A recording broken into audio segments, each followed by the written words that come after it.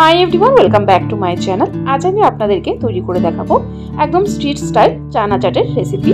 এই চানা চাট কিন্তু খেতে দারুণ লাগে। স্ট্রিট ফুডের কিন্তু এটা একটা ফেমাস রেসিপি, খেতে দারুণ হয়। তো কিভাবে তৈরি করলে দারুণ টেস্ট হবে একদম স্ট্রিট স্টাইল, আর যাতে রেসিপিটি হেলদিও হয়, তো কিভাবে তৈরি করা হয় চলুন দেখে নেওয়া যাক আমার আজকের এই ভিডিওটিতে। চানা চাট তৈরি করার জন্য চানাটাকে আগের দিন রাতে ভিজিয়ে রেখেছিলাম। দেখুন সুন্দর ভিজে গেছে এবং শুকনো করে রেখে দিয়েছি একটা স্ট্রেনারে। এখন এই চানাটাকে সেদ্ধ করে নিতে হবে। তার জন্য চানাটাকে একটা প্রেসার কুকারে ঢেলে নেব। দেখুন ঢেলে নিয়েছি। এখন এর মধ্যে জল দিয়ে দিব পরিমাণ মতো। জলের পরিমাণটা বেশি দেওয়ার প্রয়োজন নেই, যতটুকু চানা ততটুকু সমান করে জল দিলেই হবে। তারপর এর মধ্যে দিয়ে দিব নুন। নুনটাকে দিয়ে একবার ভালো করে নেড়ে চেড়ে মিক্স করে নেব। তারপর ঢাকনা লাগিয়ে হাই ফ্লেমে 3 থেকে 4টে সিটি আনিয়ে নিলেই হবে। তারপর প্রেসার কুকারটা ঠান্ডা হওয়ার পরে ফিরে আসি। সো বন্ধুরা, 3টে সিটি আসার পর গ্যাসের ফ্লেম বন্ধ করে দিয়েছিলাম আর প্রেসার কুকারটা ঠান্ডা হয়ে গেছে। এখন দেখে নিচ্ছি কতটা সিদ্ধ হয়েছে চানাটা। দেখুন চানাটা কিন্তু সুন্দর করে সেদ্ধ হয়ে গেছে। তো চলুন এখন চানাটাকে একটা স্ট্রেনারে ঢেলে নিই, যাতে করে এক্সট্রা জলটা ড্রেন হয়ে যায়। সো বন্ধুরা, একটা স্ট্রেনার নিয়ে নিয়েছি, এখন ঢেলে দিলাম। এখন জলটা পুরোপুরি ছড়া দেওয়ার পরই আসবো। তো বন্ধুরা, পুরোপুরি জলটা বেরিয়ে গেছে চানা থেকে। তো চলুন এখন যাই নেক্সট স্টেপে। এখানে একটা প্যান বসিয়ে দিয়েছি, এর মধ্যে দিয়ে দিলাম 2 টেবিলস্পুন পরিমাণ সরষের তেল। তেলটাকে ভালো করে গরম করে নেব। তেলটা গরম হয়ে গেলে এর মধ্যে চানাটা দিয়ে দিব। আমি কিন্তু সম্পূর্ণ বানাইনি, অল্প রেখে দিয়েছি। দেখুন চানাটা দিয়ে দিয়েছি। তারপর এর মধ্যে দিয়ে দিব স্বাদ মতো নুন।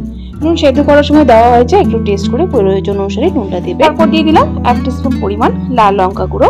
দিয়ে দিলাম খুবই অল্প পরিমাণ হলুদ গুঁড়ো।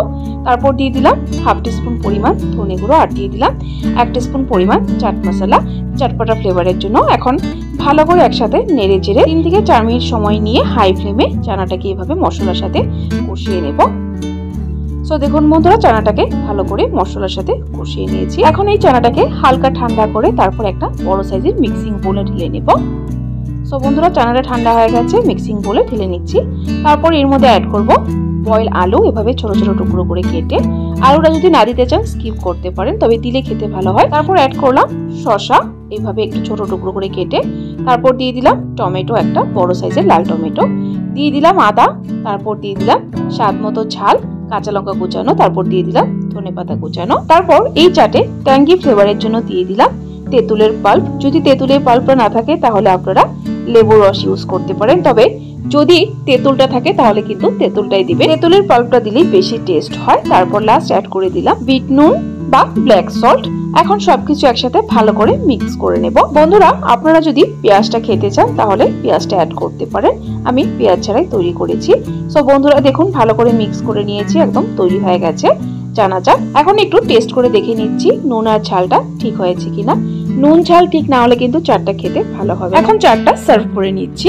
এই চাটটা কিন্তু খেতেও যেমন টেস্ট, হেলদিও স্বাস্থ্যের পক্ষে। আপনারা যদি ওয়েট লস জার্নিতে আছেন তাহলে আলুটা স্কিপ করে এই চাটটা খেতে পারেন। সকালে ব্রেকফাস্টে, ডিনারেও খেতে পারেন।